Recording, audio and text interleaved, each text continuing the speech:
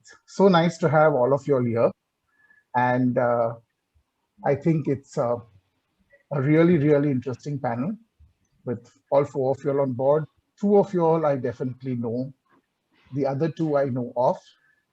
And thank you, ladies, for being here on behalf of Jashni Mumbai, the Mumbai Research Center, and the Asiatic Society of Mumbai. Thank you very, very much. So let's kick off the session and let's talk about writing in the city of Mumbai, on the city of Mumbai. So, Rochelle, shall we start with you and your experiences? Sure. So it's a great pleasure to be Can't here. hear you. Okay. Can you hear you now? Yeah. It's a great pleasure to be here. And if I have to synopsize my relationship to the city, it's in three parts, like three acts. One, as a young growing up girl living in Kalyan, a satellite town to Bombay, aspirational not only for me, but for my comrades and community dwellers, many of whom were Goan Catholics, sweetly referred to as Pawalas, who went to local schools but Bombay offices and had only two interjecting vacation dreams, one of going to Goa and one of going to Bombay. So Bombay was for the September fairs, for Crawford Market, for gold shopping from Chira Bazaar. These were mega prestigious excursions.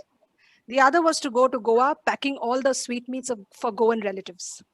It was this mini dual Hajj. Then I thought my clock beat faster than Bombay, or rather slower than Kalyan. When I began living in Mumbai, the city metamorphosed.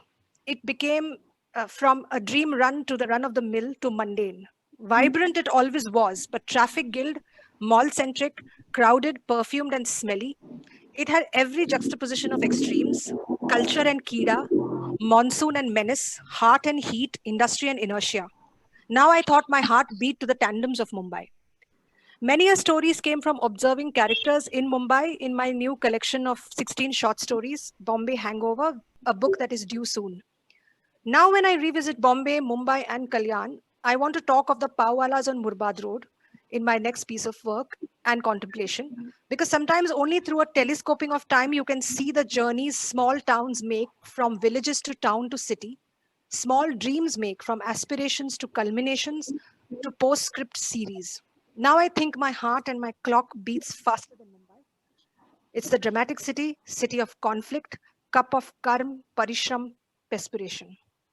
Thank you, Rochelle. That was so sweet and very poetic. I mean, I'm beginning to think that there's definitely a book of verse hidden somewhere inside you, waiting for you to finish your prose writing. Many more, many more. Good, good. So Rehana is with us, and Rehana writes a rather funny but sometimes tragicomic column on a weekly basis. My alma mater again, Xavier's, and she used to run a bookshop. I mean, which is a dying profession. So Rehana, what was the story? Why the bookshop? Why the writing? And what was it about Mumbai that made you write about it?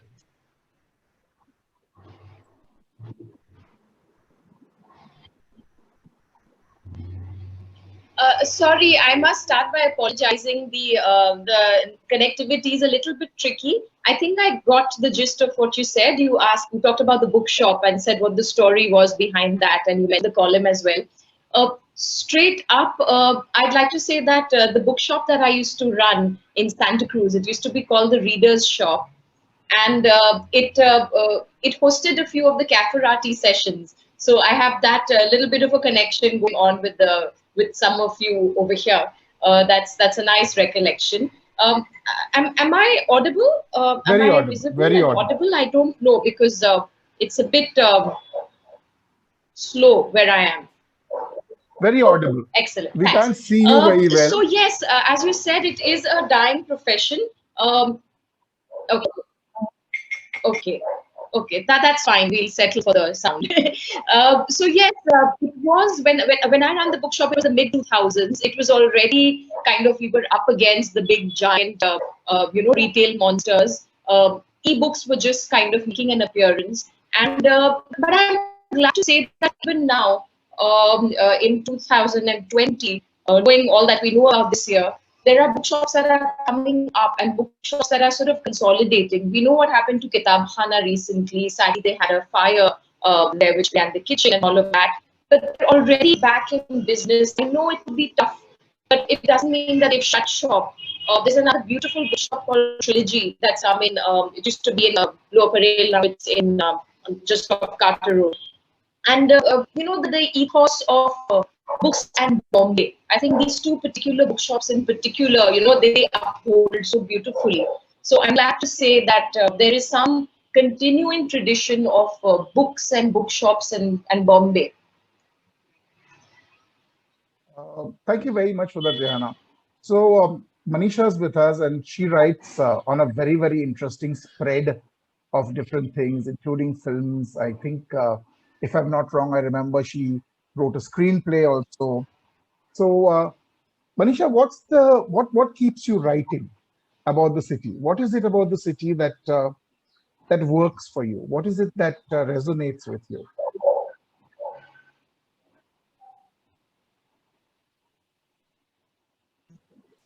You need to unmute yourself. Yes, had to happen. I teach every day, and the city is like a living thing, isn't it? It is Bombay for some, Mumbai for others, and there's a place in the city which is my home, my heart, where Bombay becomes Mumbai sometimes and transforms into Bombay again. Depending on what I'm drinking. Right now I'm drinking tea, so it is Mumbai. And in the evening when I open a bottle of Chardonnay, it becomes Bombay. And then because of Caferati and because I write a column about what shows to watch, what to write, the movies that we watch, and you could... sleep is overrated, I think. That's why I read and I watch movies, and everything about Bombay is just so fascinating. I've lived all over the world, and I think there's no place like Bombay. When I was reading Rehana's book, I was so jealous, because she ran a bookshop. Rochelle talks about a history with people. Yes, Rehana, I am still very jealous, and you're so young. You studied in such a lovely college. I have taught there, at Xavier's, and Jane is quiet here. I can't see her, but Jane gets to be the pulse of the city.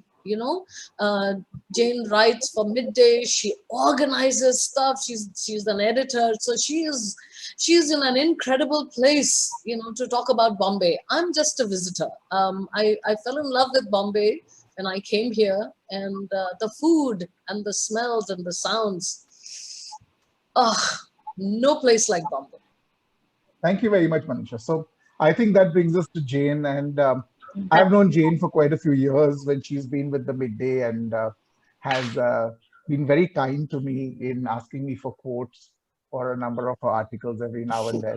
And, very few people, I think, know that she's also a visiting professor at Sophia's, and she teaches over there, as well as being chief sub-editor at Midday and features writer. So what's the evolution, Jane? How has the city evolved in its writing about the city, in the city? Thank you so much, Purush. I didn't know you knew that I taught at Sophia's, but I'm so glad to be on part of this panel. Rochelle, Manisha, thank you so much for your kind words. And Rehana, we're always together for some reason. So thank you for having me here. Purush, it's very interesting that you asked this question, because it's something that I'm still trying to figure, my relationship with the city and how I became, how I ended up writing about it, or in a way started engaging with Mumbai. I think I came here when the city was at the cusp of change. This was back in 2003. I was in Muscat for the longest period of time. And I moved into a Catholic community that Rochelle talks about, which is somewhere in Chira Bazaar, and where most Goans love to buy their jewelry from. And having moved from a well-developed Gulf city and coming and settling in this buzzing Bombay, Mumbai hub, it took some time to appreciate what was around me. For someone like me, I was lost for the longest period of time. But the more you're here, the more you engage with the people, with communities, you have different kinds of experiences. You realize that, like, like everyone says, there is no other city like Mumbai. It's so different because you have everything here in one place, and you can enjoy varied experiences. Writing about it, gave me a sense of responsibility in a way. Made me look at it with a different perspective, an eagle eye almost, to observe this place that I was learning to call home. The more I wrote, the more I fell in love with the city. I think when I started working with Sunday Midday, it changed completely. I've been with Sunday Midday for nearly 5 years now. And initially it felt like, we were trudging because you have to come up with ideas week after week. And these ideas have to be Bombay ideas. But the more you write about the people, you realize there is so much to love. So I think writing for the paper, even writing Bombay Balcha, was a way of appreciating this place that I now call home. Thank you, Jane. So I think now everybody has introduced themselves and the work that they do. I will hand over to Manisha and quietly move away into the background and listen to you all. Thank you very much, ladies, for being with us and for enriching Jashan-e Mumbai. Thank you very much. So now you're at my mercy, ladies. Yes, I hope you have prepared something for us to hear from you in your voice. And, like Jane just said, and you have said that in your, I've been devouring your blog ever since, okay? So you keep, and I'm very jealous of you because you step out and you say the sunrise as well as the sunset. You experience both of them. And I want to hear more about that. And the same with you, Rehana and Rochelle. What time of day in Bombay makes you feel alive? And where would you be? Yes, Jane. Manisha, for me, as you said, and like you follow my Instagram, I'm guessing it's the sunset at Marine Drive. And for some reason, I keep going back to it time and again. It's my, when I'm happy, when I'm sad, or when I'm just figuring out things. I think it's just the ocean, just staring into the ocean, watching the waves and the sunset. It gives me a sense of calm. And that's the most beautiful thing about living where I do, that, I can just, I think in any part of Mumbai, for that matter, you walk a few kilometers and there is the sea for you. And that's so beautiful just to experience. And you feel small in comparison. Your problems start feeling small, and because it's so vast, and you realize that you're just such a tiny speck in this this megalopolis that you call Mumbai, and it just takes off my worries. So for me, it would be the sunset at Marine Drive. Rehana? Rochelle? Yes. I'd like to add what you said about Jane. Sorry, that her Instagram account and the way she, again, I'm envious of her because she has this beautiful way of visually representing what she sees, quite apart from her writing skills. So that's just wonderful, especially the monsoon. If you see her where she lives. Anyway, that I end up talking about Jane more than I do about myself in any of these sessions. So I'll resist that temptation. My favorite part of the day, I think, would have to be, I've discovered the mornings quite recently, perhaps a couple of years ago. I've started these intrepid morning walks, and I can't stop talking about them. I walk less and I talk more about my walks, but it's I think it's a lovely time of day, especially during this year, the pandemic year, because we were all sort of holed up in our homes, and it was difficult. And those of us who didn't even have a balcony or a proper window to look out of had it particularly hard, I think. So the walks around the city in the morning, especially during lockdown, because as much as you lock a city down, there is going to be that little bit of activity when the city wakes up, and I've sort of lost my heart to that. It's street life. It's a city waking up to whatever whatever is going to happen, whatever shocks and dramas it holds. But I think yes, the morning, it's a cliche, it's street life. You'll see the milkman, and you'll see the sabzi walas, and you'll see people returning from church. I mean, there's been no church this year, but that's another lovely thing to see, that the community life, waking up to a city morning. And that's what I love most. Rochelle. I think so. It's very, very interesting because and such an interesting question, Manisha, because it's right under your nose, right? And we never think about the water we live in, but like fish. But I think for me it's the night, because Bombay is different in the night, and Bombay is a different city in the day. And in the day it's very defined, and she feels, and all people in her, it feels very limited. But in the night it expands, and I always have been trying to see, like, traversing the night sometimes, not many times because you have to give up your sleep, but actually take a car ride in the night and reach a point of Pau Fatna, as they call it, the morning, on a beach, and see how the dark turns into the pink, only to see how the person that Bombay is has changed from night to day. So for me, it's the night. And I also follow characters who only come out in the night in Bombay. They don't come out in the day. They are as much as like the rodents and the rats. They might be the very rich, but they only come out in the night. And there are the night people of Bombay who are not the day people of Bombay. Hey, Jane, haven't you written about those ladies with S. Hussain Zaidi? Those Yes. the bad women of Bombay. I would love to meet one of them, of course. I'd be terrified. But you went to Kamatipura, I believe, to do your research and Yes. stuff. What was that Yes. like? What is that like? Manisha, I was only 21 or 22 when I was researching Mafia Queens of Mumbai. And what I did then, I'm not sure if I would be confident enough to pull now at in my 30s. I think age makes you a little more, makes you less intrepid of sorts. You do not, you start fearing taking risks. I did not at that point, and I really didn't think about the consequences and circumstances where I was in. So I remember when Hussain asked me to go and research, he did not obviously assume that I would go and enter the brothels and spend some time there, because once you're there and you have these, I used to go with people who would help me.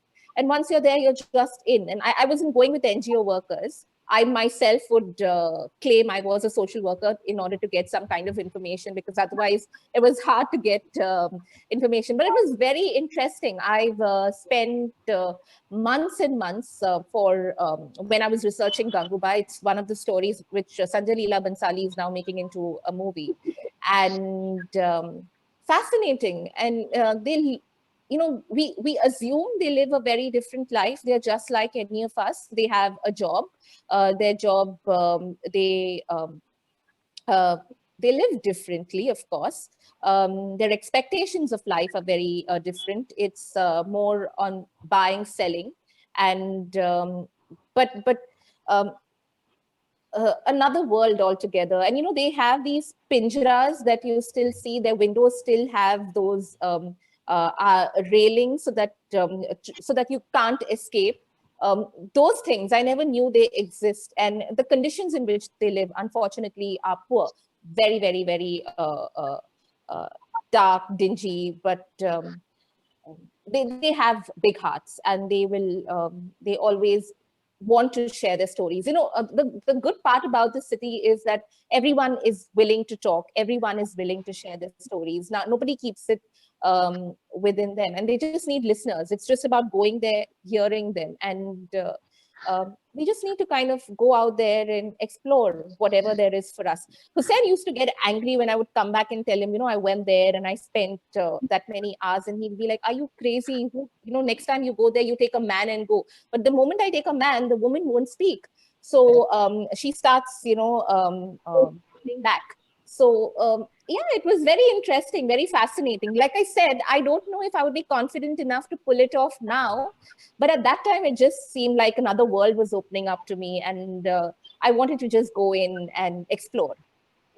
Oh, fantastic. Rehana, when you ran a bookstore, what kind of people would come in? Would somebody just come in to drown themselves in books? What is the most interesting person you'd come across and they'd come by every day, or, they were a regular visitor, but they'd never buy a book? I mean, I have gone in and just read books in a bookstore and not bought anything. What would you say to somebody like me?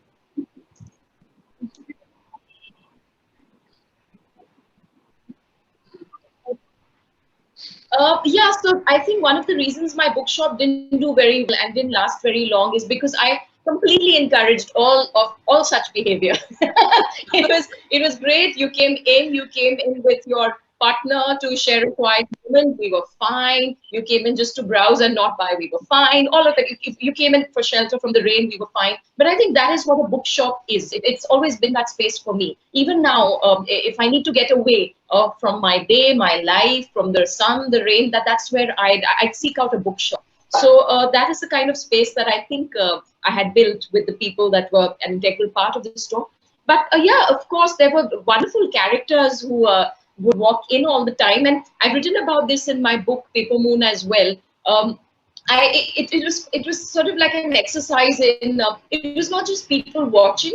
It was, you try to analyze what you saw. So, you'd see this giggling college kids coming in, and they'd be giggling and they'd backslapping and all of that. And you'd think, okay, they're going to ask you for a Dan Brown or a Linda Goodman or whatever, however you stereotype or classify that demographic. But, I'd be surprised, they'd ask for a Kafka or they'd ask for an Iris Murdoch, and I'd be completely blown away. So there were always surprises. There was this one, what in Bombay we call uncle. There would be an uncle who would come every day. He was a Sindhi gentleman. And he would come in with he had a bit of a limp, and he would come in and he would bring eclairs for us, the staff and the management. So I think it was completely, we were okay, he would bring us eclairs, and then he would sit there, he would talk about his daughter-in-law, who he actually had good things to say about her, so which was nice, which was good for us.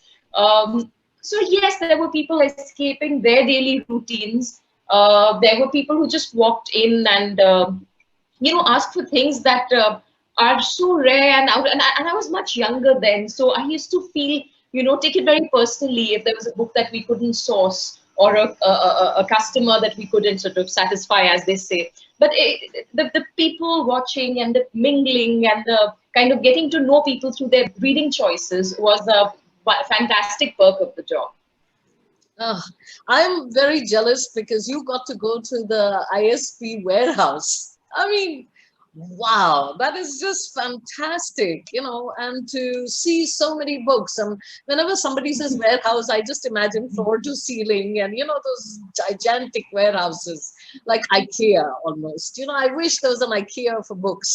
And Rochelle is now going to share some stories about Bombay you have written, right? So have you met these characters that you're writing about? All of them. The only thing I changed their names so that, I don't get sued. But all of them. And the funny part is that every character in Bombay is a story, because they all come from somewhere else. Not many, originated from Bombay. So the funny part is, I feel jaded, okay, in the city after 20 years. And you will always find somebody asking me, how far is Andheri? So you always, you refresh and become again that Mumbaikar who's looking at your city anew, because you have to find out how far is Andheri to Bombay. So every time there's an amnesia and there's another memory gain. and every day Bombay is a new. Even if you want it to be mundane and you know everything, it's new. So all these characters are from Bombay, and I've also taken the suburbs, or the the part of that side, the back of beyond, because we also have a little bit of geographic racism about South Bombay, North Bombay. So I live in Nobo, okay, North Bombay, and Borivali. And but I've taken up till Kalyan because I was like, isko kyu chhode? So my characters are from Kalyan, Virar to South Bombay, all characters. Yeah. Excellent, excellent. Jane, you live in this place you write about in Bombay, Valcha. Right. First, do you cook? And Of course. Okay. I give up. We've all learned how to cook during this pandemic. Okay, Right. so when you're living in a community like Kavel, am I pronouncing it Right. correctly? Kavel. Kavel. So when you're living in a place like Kavel, where everybody is, it's like everybody knows everybody, and like you say, they're all related with one another because they're married. Somebody's cousin is married to somebody. What is it about Kavel that keeps you there? And would you move to say, what did Rochelle say? Borivali. For me, Borivali is like, no bow. That's a new one for me. So bow I had heard. So would you move to a Nobo or a place like Bandra, which is sandwiched in the middle of Nobo and Sobo?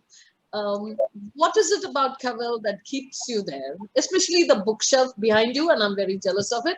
If you ever get robbed, that's the bookshelf that's gonna go. Thank you, Manisha. I came to Kavel by accident. My parents bought a home here, and we had relatives here before that. So Kavel was in some way always connected. We were all connected to Kavel in the family in some small way. I wouldn't say I'm obsessed with Kavel. I am intrigued by the place. It is, when I came to this place, it was almost at the brink of disappearing.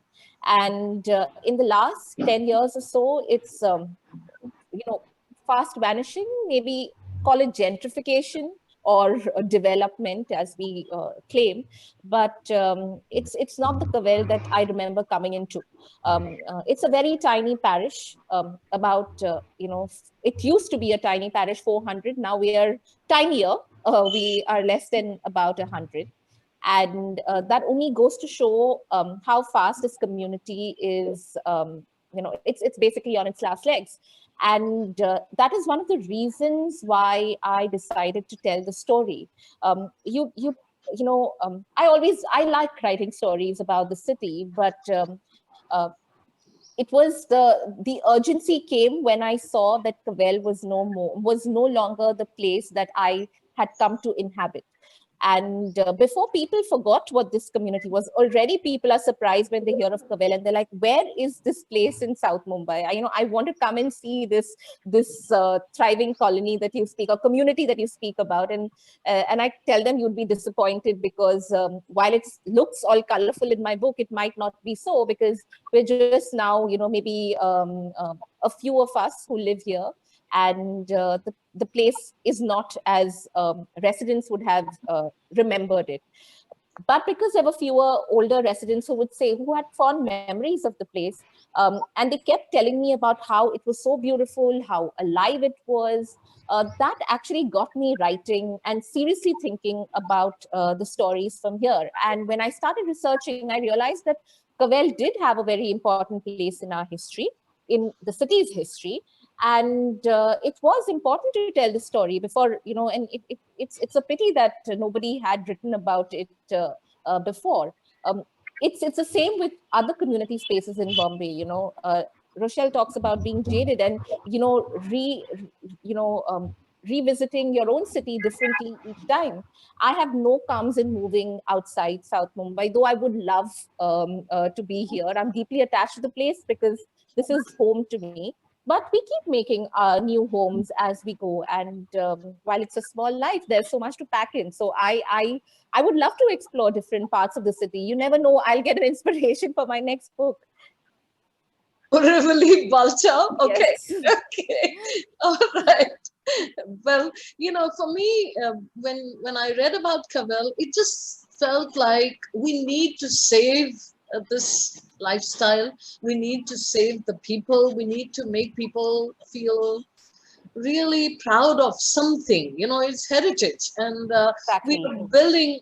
We are just breaking down places and building ugly high-rise apartments, and I hope we can save it. Unless you have lots of money, kotachi wadi kind of things. People Right. are Right. putting But so even much James, money. yeah, but even James struggled with it, and it all begins with having the residents developing a sense of pride for their place. That's the starting point. And for me to tell the story, the idea behind telling the story was not just for others to realize what they're surrounded by, but for residents to realize what lovely stories they possibly have lived through and experienced and have probably forgotten. And when you and we cannot control migration. I have written about it in an earlier interview, because migration happens. That is why uh, communities like Cavell came to be. That was another case of migration. People from Goa moved to Mumbai.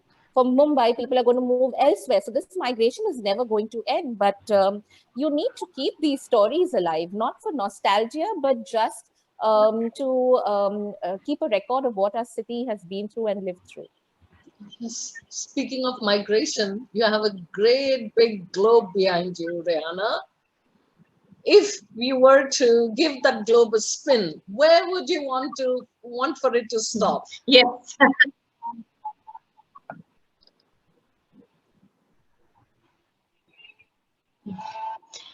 Um, hmm. While you and Jane were speaking about the city and the way it's changing and everything, a completely unrelated thought struck me. And panel, it sort of ties in with the discussion that we're having today. I think the ink and the city. In my case, my ink only flows in Bombay City. It's very weird. The year, such as it is, has given me the opportunity to travel nonetheless. So I've spent a couple of months in the hills. I was in the Himalaya for a couple of months. I was in Goa now quite recently. I've been here and there. Testing all the while.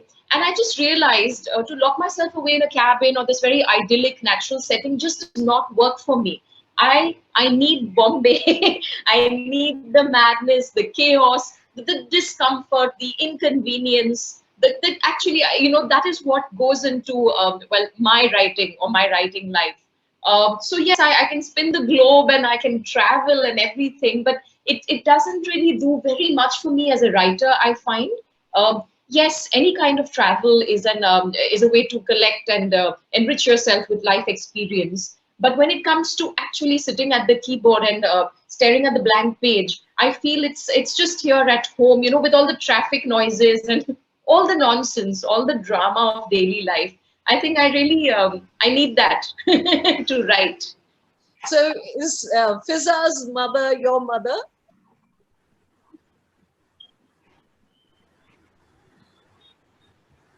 Sorry, I'm sorry, I didn't catch that. It's just a little Okay. bit Yes, slow, the connectivity. your heroine Fiza from the book, she has a mum, and is your mum like that? Yeah.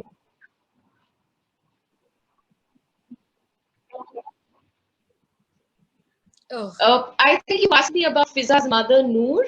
yes.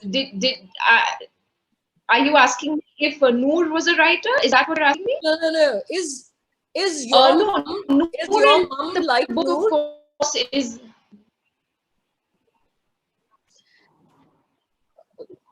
Okay, let me type it in chat. Okay. Faster, no? Okay. Yeah. So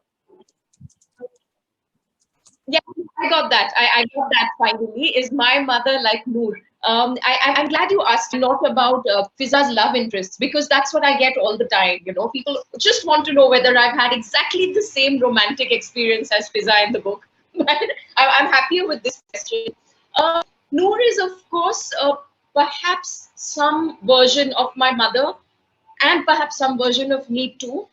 But I think that Paper Moon for me, I've not been very how should I put it? It's not really a work of great mystery and suspense. People who know me can see the similarities. I've followed the adage, write what you know. In the case of Noor and Fiza, I think for me, I've been a little bit selfish when it comes to writing my first book. I've used it as a kind of wish fulfillment. So things unfold in Fiza's life and in the story in a manner that is not exactly my experience, but perhaps some wished for version of it. Same as Noor, I find her to be extremely enigmatic. My mother is a force of nature, so I think Noor is kind of gets some of her energy, some of her depth from my mother. But I think my mother would need a few volumes for me to address that character and do her justice. So yes, a little bit, but not that much. I think that's the answer. Yeah, I always mention mothers because we are all influenced by them one way or the other, more than fathers. Rochelle, prove me wrong. Tell me there is an uncle or a brother or a father you're inspired by. So actually, I am inspired by an uncle, but not more than the women around me and my family. But yes, there was a gregarious uncle, and he has been captured in my poem Gathering, who would, anyone who came over home, in Kalyan, he would be like, come on, we are going to Goa, so come on along. And they didn't have their bags and their clothes, but they were on the train with us. And we would be like, who is this person? That's that far uncle, that uncle's auntie's son's daughter. And you're like, we were 25, 30 people suddenly, strangers in going to Goa. So he could just take along. And sometimes I wonder, is that called Sabko Saath Leke Jana? Which is the true spirit of community. So yeah, so he deeply influenced me as a character, and a lot of characterizations. Sometimes when you need that good uncle, he's the good uncle. Okay, I'm going to ask you to read something, Rochelle. So if you have it handy, that's yeah, great. I do. Okay. In fact, I have a small poem which is actually a tribute to Bombay and to the to the change in the city. So I would request everyone to think of the he in this prose as the city Bombay and the she as all the citizens. This is called Transmogrified. He was first a snake and was in love with her, a she snake. And then he molted. And after he molted, he was a turtle. And he met another she turtle and fell in love with her. When he deshelled after years, he became a four-legged animal. Black spots sprouting over his fur, and he fell for a leopard. He moved his way through the jungles, the savannas, the deserts, the skies, to the oceans, the air, the land, and beneath it, changing and meeting and falling in love with new she species. The lovers he left behind did not change. They were who they were, the same. They were individualistic, so to speak. But now they were also heartbroken and full of hate for him, the one who had left in the middle of sometimes passionate lovemaking. They had no idea how it was to live so many lives in one life like him, to take no breaks with rebirths from being mosquito to man.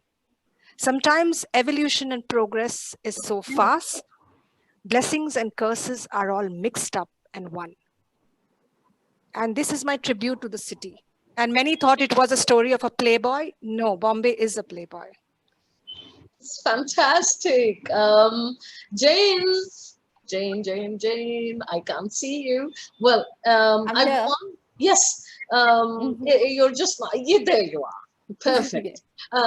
So would you like to read from Bombay Bacha? Because I love the characters there, okay? Of course, I would. Yes. Yes. If not, something about what you're currently working on. If you share that, I'd be very happy. I could read. Or do both. I could read. Yes. Do both, please. Okay. So the book is right behind me, so I'll have to just take it out. So just give me a moment. I'm going to have to do this and see what other titles you have in there. Right. No. So I'll just take the book out and then I can read a short passage. Meanwhile, you could ask Rehana maybe. Yes. Yes, Rehana, save us. Read something from your work. from your column, from whatever you're writing Yes. now? Give us an insight. Yes. I actually don't think I have a copy. I think I've given them all away, but I'm writing another book now. Well, I made some headway before the lockdown struck, but then I just couldn't write fiction for a long time. I've just gotten back to it. Yes. And it's sort of shuttles between 1940s. Sorry? Yes. So it moves between the 1940s in Aligarh in North India, and then it comes to Bombay in the 1960s. Opportunity to look at Bombay through that lens. It's different. It's fun. I think with Bombay there is no distance. You know, when I wrote Paper Moon, there was hardly any distance, but now there is this enforced distance of time, and I'm looking at 40 or 50 years ago. So that's what I'm busy with right now, or I'm supposed to be busy with when I'm not, doing all sorts of other things. That is the next book that I'm writing. Yeah, we are all ears. Lovely. So I have the passage ready. Perfect. Manisha, great. Yes. This is actually the last chapter of my book, Bombay Balchao, and I did learn to make the Balchao specially before writing this chapter so that I didn't get it wrong. But in this chapter, this character Elena, she is one of the I would say one of the protagonists of the book. There are many protagonists in this book. Yes. She is visiting Bombay after several years, and probably remembering how the city has changed. So this is just a short passage from there. The first week of June was aggressively warm and humid. Chira Bazaar no longer wore the sheen of summer.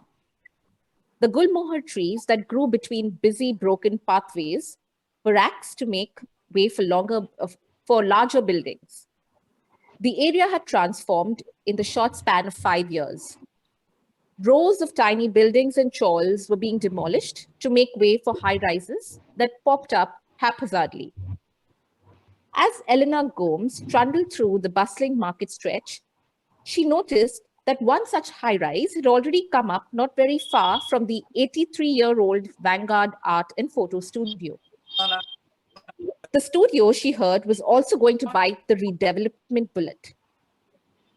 Started in 1927 by an enterprising businessman named Jayanti Lal Chabildas Modvi from Gujarat's Kathiawar, the studio had been the dugout of several prominent nationalist leaders, including Khan Abdul Ghaffar Khan and Babu Genu Said. Jawaharlal Nehru, his wife Kamla, and daughter Indira Gandhi. Here was preserved a bit of these people to be revered later. Eleanor remembered her father telling her of the time when Subhash Chandra Bose visited the studio in 1930. When the locals heard that Bose was there, all of them, including her father, went in droves to catch a glimpse of him. Netaji ki jai, they chanted until police officers cleared the crowd. An oil painting recreated from a photograph of Bose taken on that day, in which he was wearing traditional Bengali attire, now adorned the studio's interiors. Elena couldn't believe that this 2,000 square foot vintage space that boasted mahogany wood cabins, antique light fittings, and a hand-carved false ceiling, all of which she was once in awe of, would soon be a thing of the past. It took her another 20 minutes to reach the fish market. Sunday mornings here were chaotic. The crowds were packed like sardines, struggling to navigate the sea of human bodies as they searched for their preferred fishmongers, the ones they could trust for a fine deal. It was surprising how easy it had become for Elena to crawl through this bedlam. Earlier, when she lived in Mumbai, she was so unfit that it was difficult for her to just climb up and down her building stairs. But yoga had been kind to her body. So I'm going to end it at this, but just to say that both the fish market and the studio is out there, but it might have to go down anytime soon. And the fish market disappeared 2 years ago. So, and that is when I wrote this book, just after the fish market was raised for the metro, the underground metro. So yeah, this is that little short passage from there. Make I don't know. Rehana said that she doesn't have a copy of her book. Make PDFs available for people who don't have the book. You know, I'm willing to pay for PDFs which come directly from the author. And, you know, you say, hey, Manisha, this PDF is for you. That's like an autographed book. I would love for more people to join this revolution. And, you know, I asked you about the recipe because what seems to happen is like these little places that we cherish come with its own little, you know, own recipe book. Have you never thought of it that, you know, you should, you know, create a recipe book for Cavell? You know, everybody's best recipes, family recipes that make sense to the rest of us. Rehana, what do you think? If you were a book, you know, if you were a publisher, would you publish a book like that? You know, from your family and mine and Rochelle's. We all share these family recipes. The prawn pickle in each family is different, isn't it? Would you publish that book, Rehana?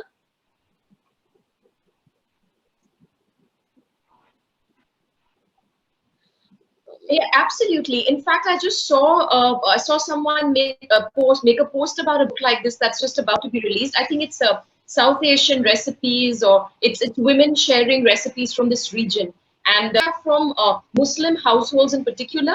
But certainly the cover gave me that impression, and it's wonderful. You know, just like Jane's experience and prawn. In fact, I was in Goa just last week, and I bought myself a pack of prawn balchao, and of course I thought of Bombay balchao.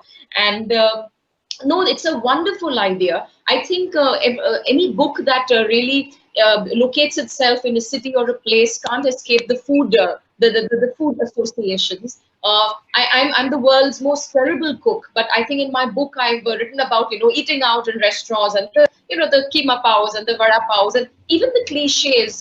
When you look at it through the lens of family history, they take on a special meaning.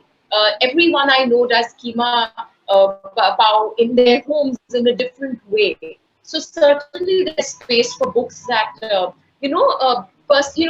kind of put actual lived experience, contemporary experience in these age-old recipes. I think it's a wonderful idea, and the artwork that would go with it is also very exciting. Rochelle, when I mean, look, I'm religion agnostic. I can never figure out if somebody is Hindu or whatever. So Potkar, which part of Maharashtra do you come from? Are you Maharashtrian at all? No, so I am a Fernandez hidden under a Potkar after marriage. Okay. This is just for the SEO search engines, okay? So it's a total choice, but yeah, I was a Fernandez because there were so many Fernandezes, you know, in our place. So I was like, I don't want to be another Fernandez. I'm going to take something different. Yeah, but I would, in the recipes, I would definitely like to add my mother's beetroot wine, because I never had beetroot wine ever again. So you're right, actually. So many recipes. Jane. You know, trying to figure you out on Twitter has been, I mean, it's been a circus because there are so many Jane Borges, and they're all, you know, their little Twitter bios are in Portuguese, and so, you know, so you have that heritage, and you know, when it mixes with Bombay, makes you know, right. Yes. And I see you on Instagram and your blog. I follow your blog more than I follow your Instagram, and you're fantastic. And so, you know, when you come, when people hear your name for the first time, you know, and do they try to place you in a particular compartment? What do you do when people do that to you? I remember when my first book, came out with Hussain Zaidi, and it was just an odd name, Hussain Zaidi and Jane Borges, and they thought that Hussain had, and I was really a young journalist at that time. I hadn't written much. I used to edit for the Asian Age. So even my bylines were not really popular. And from what I hear, the journalists in Press Club were all curious about this name, Jane Borges. They thought that she was from Europe, and Hussain had found a foreign journalist to co-author and research with him. And that was a little the tiny joke in our office circle, because then everyone was like, oh, but Jane is just a 24-year-old journalist, and then she works in this small, almost dying paper, The Asian Age. But yes, I do. I'm very often asked one question, and I think practically every single person who I have met has asked me if I'm related to Dr. Ernest Borges. I would have loved to be related to him. Unfortunately, not. But Borges is a very, very rare surname, unlike the D'Souza's and the Fernandeses or the DeCostas. So I'm glad I have a very rare surname, but I have mixed, in the sense, mixed roots, because even Catholics, and I write about that in my book. We tend to put typecast Catholics as this one cohesive whole, but Catholics, especially down south, or say even in the Western coast, we are so many, and the denominations are so many. Of course, we have influences from each other, especially Goans, East Indians, and Mangalorians, but Catholics like to be identified very, very specifically as Mangalorian Catholics, Goan Catholics, or East Indian Catholics, or say the Kerala Catholics, or the Malayalis or Tamilians. They are very distinctly different. It's not so much as with the East Indians, Goans, and Mangalorians, because most of them are converts, Portuguese, history, all of that is very interesting. So we almost share the same food. The language is not very different, but very, very, very different. In fact, I write about the stereotypes every community has of each other. I have little bits of everything. We have Goans in our family. We have my mom is a Mangalorian. My dad is from Karwar. My great-grandmother, she was Portuguese. So, it's all very, very interesting. And I would love to celebrate their histories and their food. There's so much little that has been documented. Even if I ask my parents, they just have, sketches, in the sense, have very vague ideas about their family, and maybe there are some photographs, but there is not enough that is being done. So if I had to, you asked this question earlier, and you asked Rehana, if I could do something for Cavell, it would be record the story of individual families that live here, because there are so few now, Yes. and how they came to settle in Cavell. And from their migration story would be something that would interest me, because they did come to Cavell, but from Cavell they've moved out of India. So maybe Cavell became that point of setting themselves free from this country, from land, whatever it could be. I'm interested in knowing how and why they came here. Oh, that's fantastic. That's fantastic, because we're all nomads. We've lived, like I have personally lived outside the country more than I have lived here. Although I've covered my age very well, I think. But with nomads like us, I am forever searching for my roots. Where did we come from? What do we bring for our my son has no connection whatsoever with the rest of the family, because he's just grown up to be so cosmopolitan. So I don't know whether we are making a mistake in growing up cosmopolitan, or creating this new generation that's a cosmopolitan generation. How much do you think we are all attached to our foundations? Where do we come from? What can we give to the world, if not the new generation that we are creating? Rochelle, I know you have a daughter. Yes. Is she connected with with home country? Yes. So you're right when you say, that the modern children, I look at her this way. She's 11 and she cannot read the clock. She reads the digital clock. So that's the difference. That she has inculcations of course, the Hindu Goan side of the family, her father's side, my side. But I think she's this independent modern child who's being influenced so much by media, by iPads, by other things. So she's another person already at 11. And if you're talking about home, I hope that her home is Goan, because when she asks for the curries and the rice, there you go, you can't hide that. But apart from that, no, I don't know what is home. It's something like, you just pack it up and your home is in a little briefcase and it's yours, and it's all your nostalgia and your associations, and it's so different for someone else, even in the same generation. Yeah, my son thinks sushi is God. Okay, so it's very difficult to get him to believe that there is a little bit of India in him. And my father belongs to Chhattisgarh, and there are so many Marathi people in Chhattisgarh. I would love to figure out how they got there, and their food is different from everyone else. I have eaten the red ant chutney, and it sort of scares everybody. It's like, what? You had red ants, you put it on a silbatta, that's what it's called, and it's like red ant eggs and red ants. Who eats that? But it's a delicious tart chutney. Because I like food, and I'm stuck on food. That's so descriptive in your work, Jane and Rehana and Rochelle. And Shen informs us here on chat that they're taking entries about family recipes centered around the city, and the contest is open, whatever is open till the 10th of January. I always hope that these turn into books, and people read. I want people to read. Rehana, bookstore Rehana, I hate you so much. And now my hatred of somebody who own a bookstore, I would put in a little cafe in the corner where little prawn balchao things would be sold, and little stories woven around the food that we have. Is there anything else you guys would like to share? Rehana, Jane, Rochelle?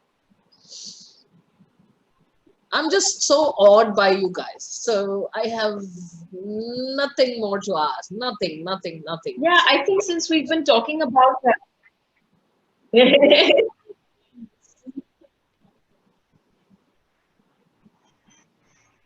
Yes, sorry. Since we were talking about recipes and all of that, during the pandemic, when it was right, the lockdown was at its worst.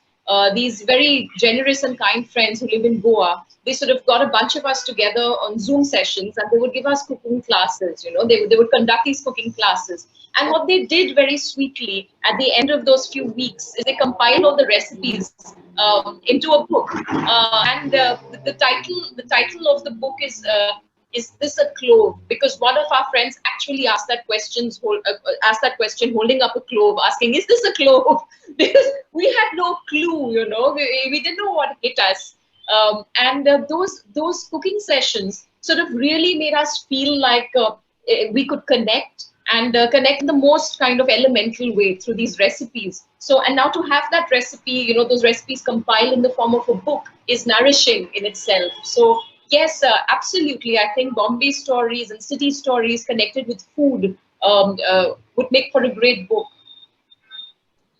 Yes, I would, before, I don't know, somebody is going to pop in and say, end the session now. We're all but before this is over, and before I congratulate even Manisha for, ye to halwa tha, boss, this session. But, and halwa of both kinds, okay? Even the fish. But I would like to hear something from you, Manisha. I know you write on Bombay, if you have something handy. No, I have nothing handy. I'm just so impressed with all of you. Love it. I write a column about cinema, and cinema, I write about cinema, what shows to watch now that we are stuck indoors. I'm not I miss that. I miss the interaction with people. When you're watching movies in the darkened theater, it is a very personal experience. It's you and the cinema alone. I don't care to sit next to people. I don't want their reactions to influence mine. When I read a book, it's like I don't like I don't like audiobooks, for example, because it is somebody else's expression of that book which comes to me, So what if Stephen Fry is reading my book? I wish.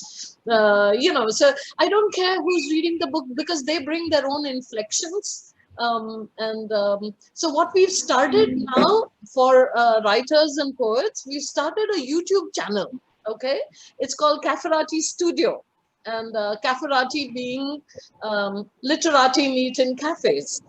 We started that, and we used to have open mics at Prithvi. In Delhi, we've had it at Habitat Center. People would meet in Singapore. Cafferati would meet in Singapore over beer. Okay, so we started Cafferati Studio about 4 weeks ago. And it's a space where you could send in your poetry, your stories, and we put it up. It's there on YouTube. We're very happy to share your work with the whole world because you bring your own unique experiences of life. And for me, I'm very happy to be MC. I am like that sponge. I'd love to hear everybody's stories and quietly write them down because some people have great ideas, but they don't follow through. So I write rude poems about, That's what I dig, your rude poems, your musty poems. Yes. So right now I'm honing my, I'm getting over my, the lack of hair on my head and ears being added to my calendar every year. And I'm I'm announcing it right now. I'm working with somebody to release a rap record. Okay. So why can't old ladies rap? We have so much anger inside us. We want to change so many things about the city. I'm the one person in the train who will tell the ladies, don't throw things out of the window. I have to come back on the same route again. So give it to me. I will throw it in the dustbin if you can't do it. I'm that old lady in the train. I'm that old lady who looks at a vada pav guy and tells him, don't put so much mirchi, otherwise nobody will eat it. Look at all these young people. They don't like lasun in their chutney because they want to kiss somebody, who hasn't eaten lasun.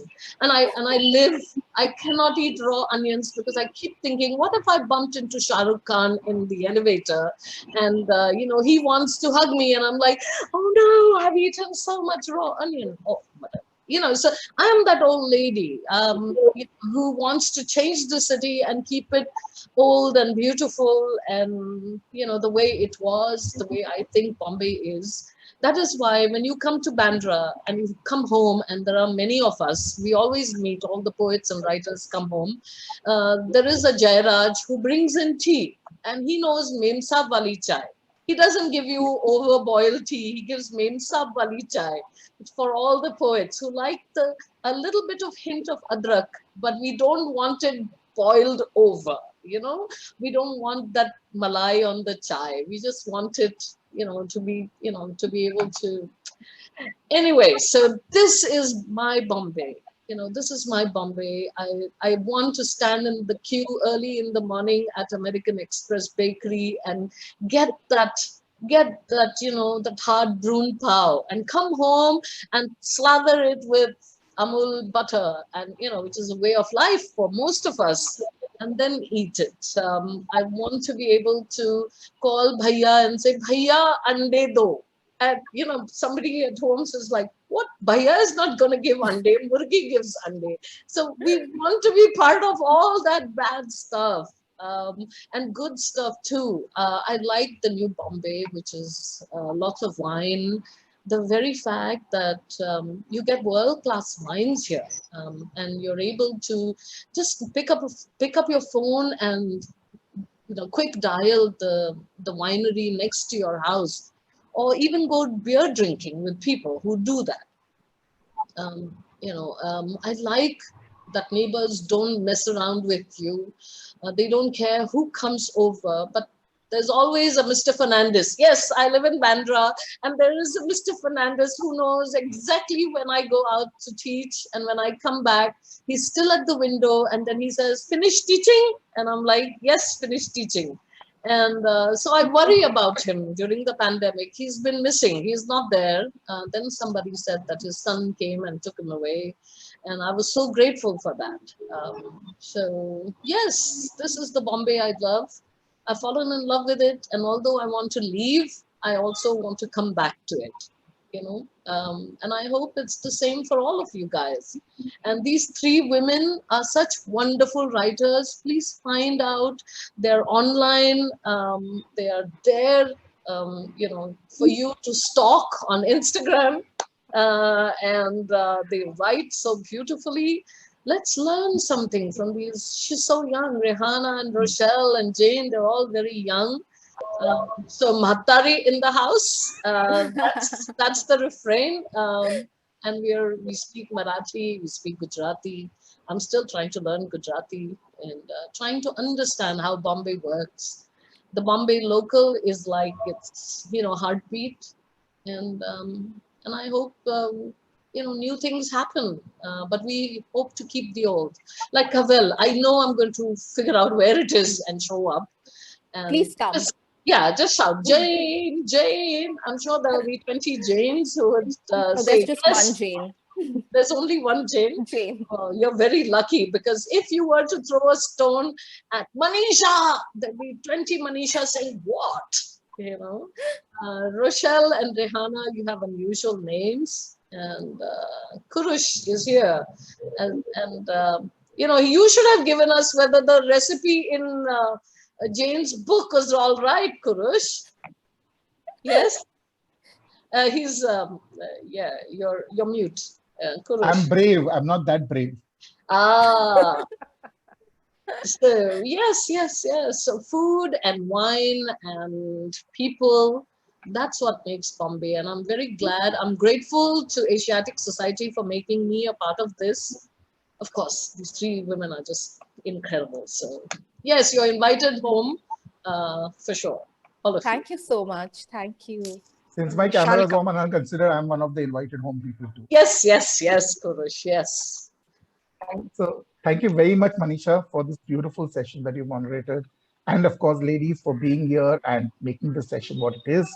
I've already got the managing committee says this has been one of the best sessions so far. Wow.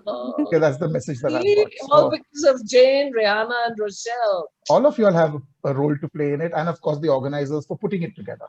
So Ramesh, Venkatesh, Shenaz, and the entire team at MRC for, you know, conceptualizing this and putting this together and bringing you all together. So thank you very much.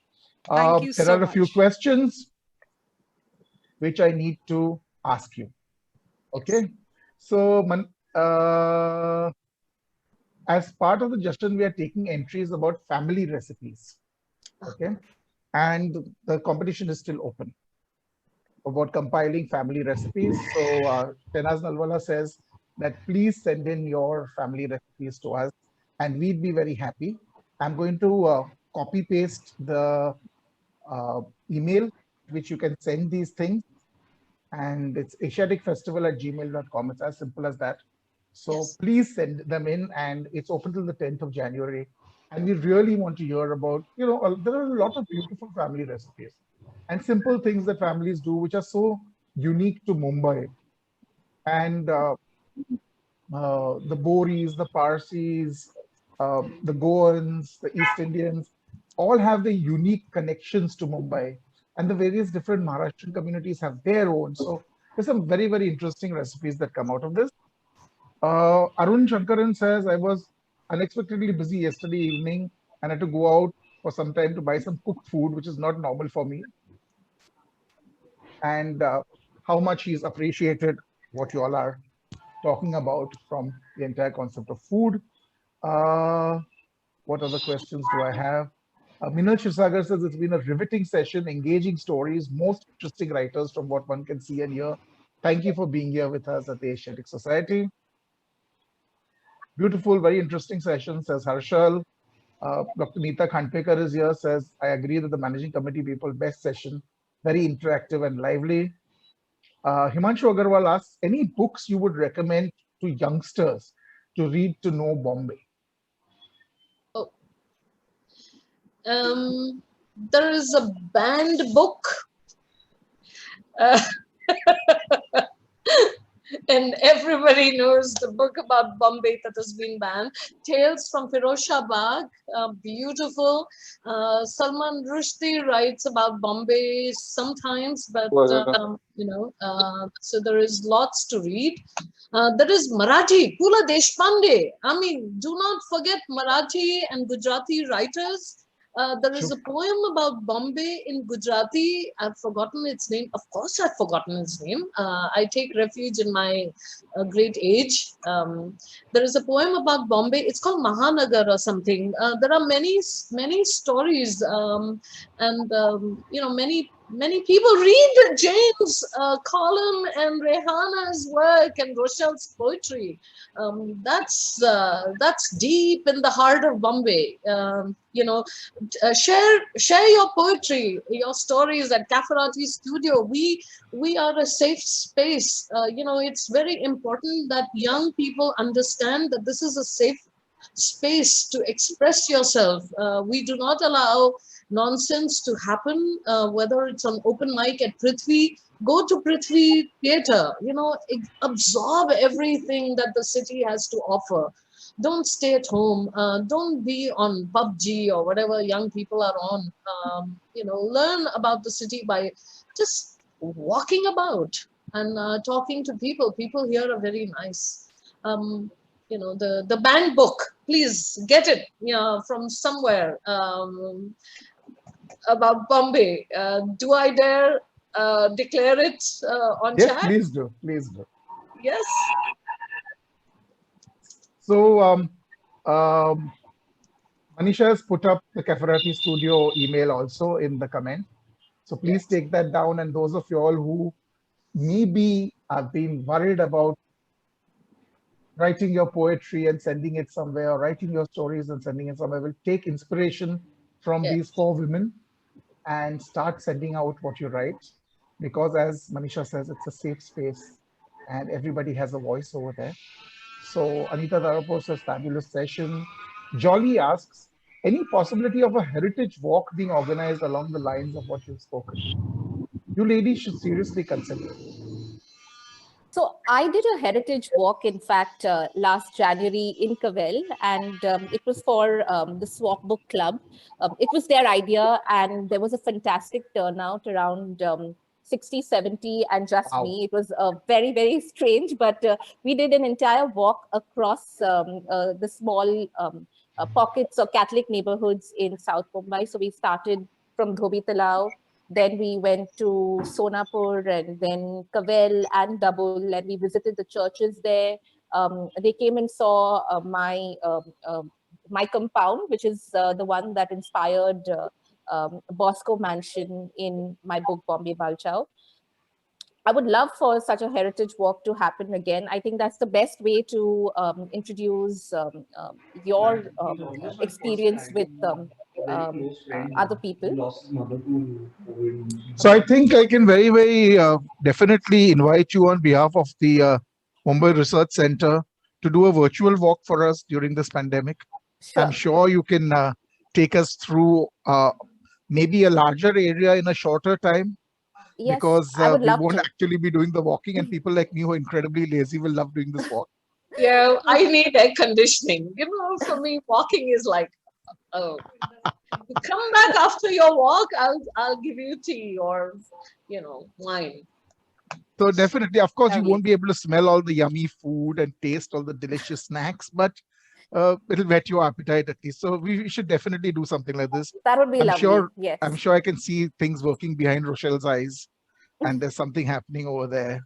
I'm thinking of all the food I will get to eat once we come off the virtual world and do the walks again. Look, people, please don't listen to these young people. They never eat. Okay, Rochelle is so slim in real life. I don't think she eats. Rehana, forget it. I mean, No, it's a I good eat job. really well. Yeah, And I'm you a damn too. foodie. Yeah, Mhm. every associate. You know, when I'm hungry and I can't eat when I'm writing, my characters usually fry the fish rechado. That's how it works, and then they dialogue. And when someone says, "But this was not even part of the story," I'm like, "No, it's part of the writer's hunger." Yeah. Good on you. Good on you. All right. So thank you very much, ladies. And as Jaru Barucha says, we could have heard these ladies speak all day long. And the president of the Mumbai Research Center says you're already booked. Whichever one wants to do a virtual walk, Jane, you're first.